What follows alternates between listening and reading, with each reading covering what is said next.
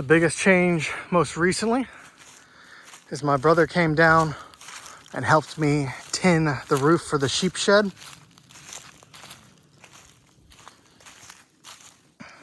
It now actually has a roof. Doing the scaffolding, doing the flooring, you know, it was certainly moving forward. See, I've got some supports underneath, but this tin really made it feel like the project's really coming along. So I've got plenty of holes. This came from an old house. My grandparents' house was torn down and the materials we kept, and this is some of that. So it has other holes I'm gonna have to seal. Probably gonna use some Flex Seal, but it does function. This is another example of my carpentry, which is not good. You can see, not very straight. We even tried to do some measuring and the like this time. Not so successful, but should get done. This is entirely over-engineered. It's way bigger.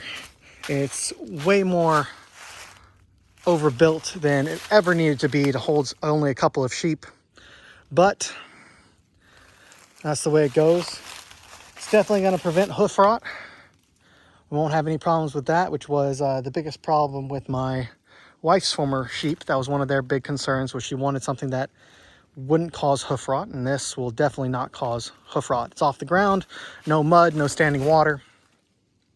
The plan is to go about halfway. You can see the supports. And then this half will have wood going all the way up to here, about midway. Same thing on the back. We might do a shutter on the roof, between the roof and the wall. So roof to wall, we might have a shutter. Try and keep the rain out. But it'll primarily be to block wind and rain. The sheep themselves are pretty durable, so it's more important to focus on airflow during the summer and airflow in general than protecting from the cold, as it doesn't get very cold here. So airflow, important for sheep. There's a lot of negative health effects that can be caused by lack of airflow. So this should have a ton of airflow, but still be able to block the wind as needed. You can see I still got a little bit of flooring to do, but with the tin on there, this is moving forward. The plan is for the entrance to be here. We'd do a ramp, entrance, and then this will be good.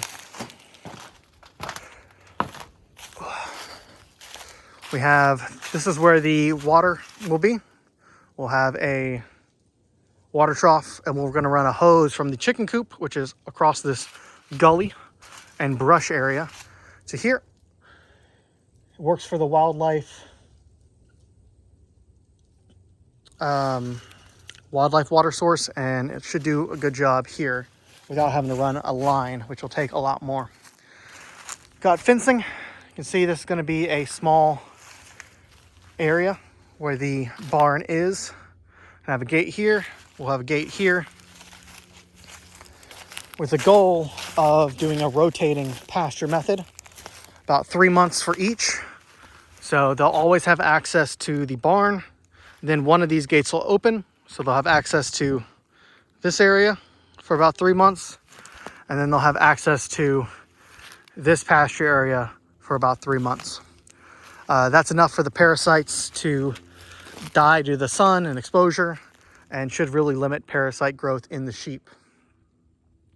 But the barn, the sheep shed, is coming along. Show you the top.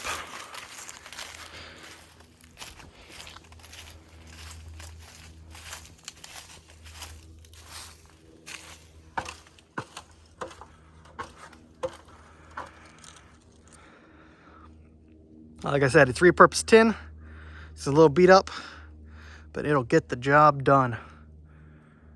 I'm planning on getting sheep early summer. which means I still have a fair ways to go. The second pasture area will not be completed in that time, but we should have the shed finished. We'll have water set up, and then I'll still have 3 months when they have access to this so that I can finish this.